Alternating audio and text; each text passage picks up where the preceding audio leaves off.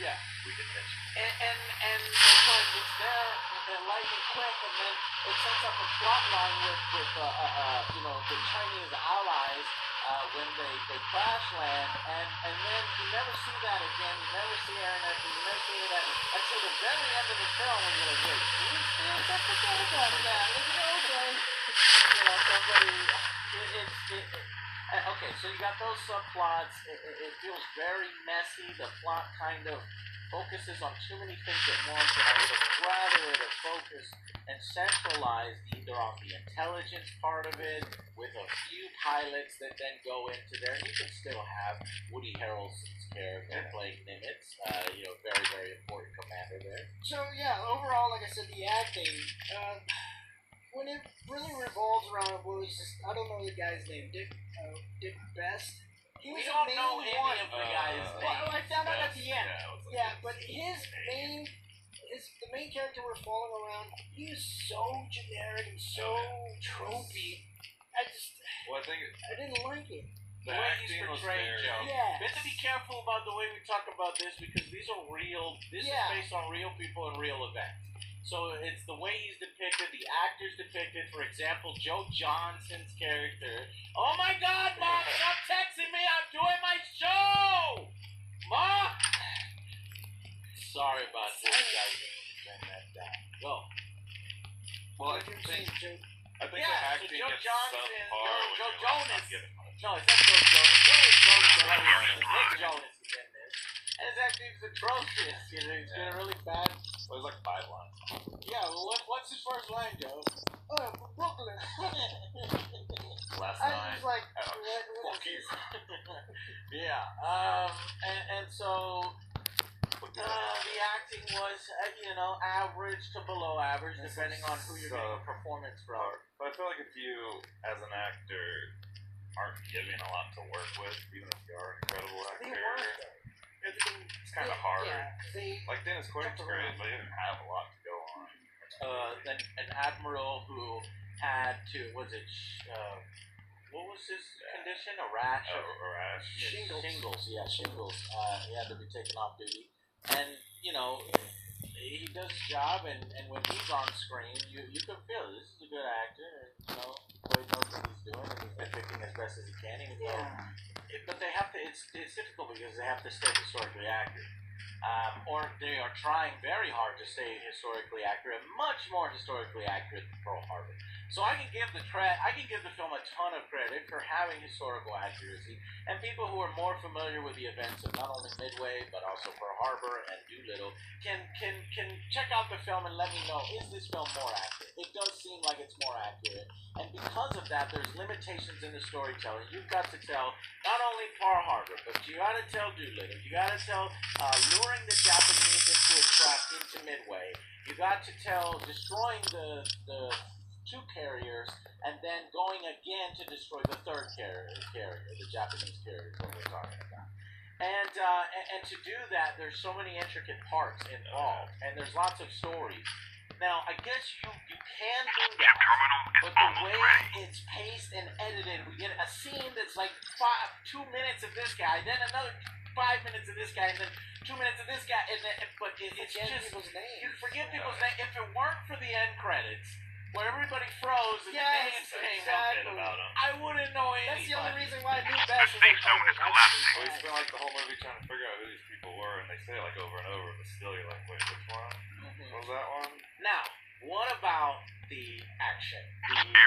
So Pearl Harbor was a little disappointing in the way, you were expecting a big bombastic action scene, sort of like Pearl Harbor, because that's what audience are used to, and that's what we saw last with regards to this. But it's very straightforward. The Americans really don't even fire back. I think one guy gets on a gun, fires maybe 2 or 3 shots. But there's no sandbags and people fighting, and they don't depict the 2 jets that historically there were actually 2 fighter pilots that downed 6 Japanese Zeros during Pearl Harbor, as to get back at them. But they weren't like in some weird love triangle with Kate Beckinsale, you know what I'm saying? But they didn't bother to depict that. It was very, we got our asses kicked, and nobody knew it was coming. It was the greatest intelligence disaster. It was almost like the movie had constant action without having action. Yeah. Just like the same, like diving, shooting, Japanese shoot back, bomb drops. And then Okay, guys, let's go. yeah, and it let's did go the same lane as Yeah, New Orleans. yeah. We needed to see a little bit more. So the Pearl Harbor wasn't, depicted in sort of an actiony way or an audience-pleasing way, and that might have been because they were trying to stay historically accurate. However, by the time we strike back in Midway, what did you guys think of that? The actual Battle of Midway. I actually liked it. This is what actually raised the movie for me. The action and all the tactics they were doing, that raised the movie for me. Yeah, I was hoping that you'd say that. What I liked was that our torpedoes and bombs missed a lot. That is realistic. That we're not going to Yeah. They even had Big torpedoes time. that hit. I was like, just wait, didn't it's dead. yeah, it's a dud. I was like, alright, this is not good. Yeah. You felt the tension there. So There's a lot of tension in this film in the third act when we're actually in the Battle of Midway. This is where I want to say, whereas Midway disappointed as a Pearl Harbor, feature, it really kicked ass as a Midway film, in my opinion. And that's what its purpose was. And it fulfilled its purpose. And that's why I think it's probably worth going out to see on, Veterans Day weekend, especially if you have military families. As I do think that it does honor those who did a sacrifice. It showed you all these amazing, intricate things that need to be working at optimal levels, and men making sacrifices, and people really digging deep in order to get all these things to line up to where the Americans turn that tide of battle, because it's like, goddamn, well, that's like 80% of a big chunk of our fleet. I'm not sure the exact statistic, but we had 3 carriers left, and the Japanese had way more. They had 9 battleships or something. They outnumbered us basically 4-1, and outclassed us in technology, and yet we still found a way to win. with amazing pilots, I guess. With amazing pilots, with amazing intelligence, which is the one guy's character from The Conjuring. I forget his name. Patrick Wilson. That's it. And I like those aspects of it. Yeah. When you have all these people do Something. I what's his forgot. name? Lace. I'm not Forget. Yeah. Yeah, that's right. It's kind of hard to keep track of. There's a lot of character names there. Yeah. But he did a great job, and so when he put this plan of action, he basically lured the Japanese to Midway. They wanted to attack Midway, and then we had a fleet waiting. We also had these little fighters from the Midway Island, and we simultaneously attacked them and targeted their carriers. There was even a submarine scene at one point where it's like, maybe we can get one of the carriers in the submarine. Lots of, excitement and tension and intricate pieces working. And you're like, oh my god. And then, here's the greatest part of the film, is those dive bomb scenes, To imagine the freaking chaos that these pilots had to go through, and they realized, wait a minute, this isn't Star Wars. This is not a fiction. This really happened. And, all these bullets flying across, charging a heavily gunned that was a carrier and battleship and shit. And these men have to be so brave to do that, and then hit their targets with the torpedoes that suck. And they pointed out how our planes kind of suck compared to the Japanese planes, which was true at the time. We needed to get the P-52s in there, but that was a little later in the war. And then the dive bombers have it even worse, because not only do they have to handle the guns, but then they have to pull up at the right time, or else they're just going to slam into And then they get some of that debris of the explosion. All right, that tears up their plane. And even if you land the bomb, and that was another thing, I really liked the scene of them showing, that he's moving the joystick left and right, because you might have planted a bomb, but now you're fighting for your life because you're right in the middle of a Japanese fleet. So basically, all of the scenes depicting the dive bombing, the fighters in the air, attacking the Japanese naval fleet, and all that stuff was at the level of the 40-minute Pearl Harbor sequence. I'm amazed how the gunners in the back don't shoot like the wing. That's what I was thinking too. Like some of them are just gonna try to spray. They might. Oops. That might have What's going on? Yeah, just keep going. They hit us. Just And continue. you realize the sort of low technology compared to today's technology they give to like these huge big paper maps on a big fucking piece of wood, and then they also have minimal seat belts where you're pulling high G gravity, and the back gunner almost falls out of the plane, but yet he still has to hold himself in as you're pulling these crazy ass maneuvers. So I can't speak highly enough about that third act. Once the movie gets to the point, once the movie gets to that midway scene, it's like, damn, this is awesome as hell. It's like they had their story from midway, but to get to it, they had to do this whole setup. Yeah. Just like rushing through the setup in the movie. And here's the thing. You would think because it took a while to get there that all the stuff would be there, it would be well fleshed out, well acted, set up right, but it's not. It's just average at best, and it's very let's go here, let's too much. So if you'd focused in on a few admirals, a few people in charge, basically Patrick Wilson's character and Woody Harrelson's character, Nimitz and the intelligence officer, focused on them. I liked how they did the Japanese stuff, right? Because they showed it almost from two perspectives. Well, somebody told me this was a remake. The Midway, you know. Yeah, because that's what I thought. But no, it's not. Google's. There was Charlton Heston's version in 1976, I think it was, but that had, you know, multiple points of view, and it had like a pilot. It even had like a Chinese Japanese girlfriend that got put into an internment camp. And I did my research and I said, wait a minute, no, this is completely different. Yeah, it just carries the same name. It's based on the same real historical event. And so anyway, like I said, I wish it would have focused a little bit more on the play between the militaries. I totally agree. I think Yamamoto was played excellently. That actor, it really, you see the weight of the decision making on the Japanese side. He says the famous quote, you know, I think we've awakened a sleeping giant and we've put a lot of results, which historically they're not really sure if he said that, but it's such a damn good quote. He said, We'll just go with it. We'll just go with it. But He told a friend of a friend, that hurt him. yeah, It's no, a friend of a friend.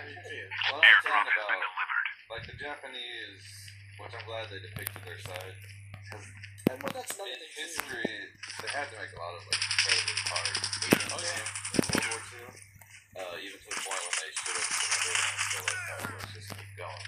So it's good to show that side of them, that they're not just like, bad guys, come kill us, like, we got our own. We have our own stuff going on. We have Stuff going good on. young men who, there's at one point when you do destroy, spoilers! We won midway! I don't think that section needs spoilers, right? What? We're not, okay. What do you do? No, I was gonna say Pearl Harbor went down. when some of the carriers have been destroyed, we get one little short scene of a Japanese pilot coming back to his carrier, looking at his fuel. It's low, he's running low on everything, and he's got nowhere to land. You know, and I think there's even a picture of his wife and kid there or something. I don't know. And I was like, oh man, that sucks. It sucks for you, boy. You can't land. It's like, you know you're going down. Shouldn't have attacked us. No. Horrors of War. It does show the horrors of war. It's got a little bit of a Japanese perspective to it. Not too much, but enough to make you realize that these were valiant and brave men that fought each other and following orders and stuff. And at the end of the film, they kind of honor both sides a little bit. They said, in the eyes of the sea, all men are equal kind of thing, something like that. But they also do a side plot, right, with the Doolittle. Eventually, Doolittle's crew, it's only Aaron Eckhart that we see, even though the whole squad. The whole There's a squad. whole squad. Like, where the fuck is everybody else? Everyone, like 7 people jumped out, and only Aaron was And there. the only fallen Aaron. You see how it just For sets like these 5 things up. minutes, though. And all these little things could be mini movies in themselves, but it's all smashed together in order to try to provide the complete, thing. But it's too much. It's something that would be better put into like a series, Yeah. like So- scattered out. So you do get him. He crash lands in a allied China, right? And so the Chinese are like, oh, who the hell are you? And speaking a different language, he's trying to explain to them that he's an American, and that he's on their side, and they don't believe him. And they're, guys speaking Chinese, they don't understand each other. It's like, where's your parachute? They finally get a school children teacher to speak English to translate. Where's your parachute? It's in there. And then for some reason the people, He's for like, some reason ask they're like, them. no, he's like, ask them. Ask them, they know, and they're like, no, we don't know him, he's lying, and they come out Then like they a come second out later, we found him. Why the fuck? Why did they lie? Yeah, got I don't it. understand. I guess they were just Yeah, scared. then right after that, he speaks, not perfect. He's like speaking English. Like, oh, you bombed Japan. that's what he was telling you. He's American. Why didn't you just have this conversation earlier? To have the funny joke, Joe, where it's like, Oh, you it's got down the to the band? last 5 Oh, players. well, you're and we're best friends now. And then he hugs him, and Two Chinese people that found them, they didn't flinch like that entire scene. See how stoked they were? They're just like, well, and it was getting heated because he was like, "Give me your gun." No, I'm an American officer. I never relinquish my weapon or something like that. I said, "Wait a minute, why?" But they're out. Okay, so anyway, so we get that scene, and then so the school teacher, they're smoking, and then here comes the Japanese, and they're just bombing indiscriminately the Chinese. And so he lights the smoke, and then gives him his lighter. He's like, "You keep it." Well, apparently Aaron Eckert fucked that guy's whole life up because so that lighter. later on Yeah, we he takes see off. at He's the like, end of the film he's captured in an internment camp or something we in a don't even prison. know what happened because the last thing he said is like, I gotta go. I gotta see my family. Make sure they're okay. And then that's the last we hear. Chip terminal is almost ready. Character, because he had such little screen time. Yeah. When it shows him getting What was that? What is that? It's some other guy. He's got something to do. Jonas is friend and they got captured by the Chip. He did it so bad he unrecognizable.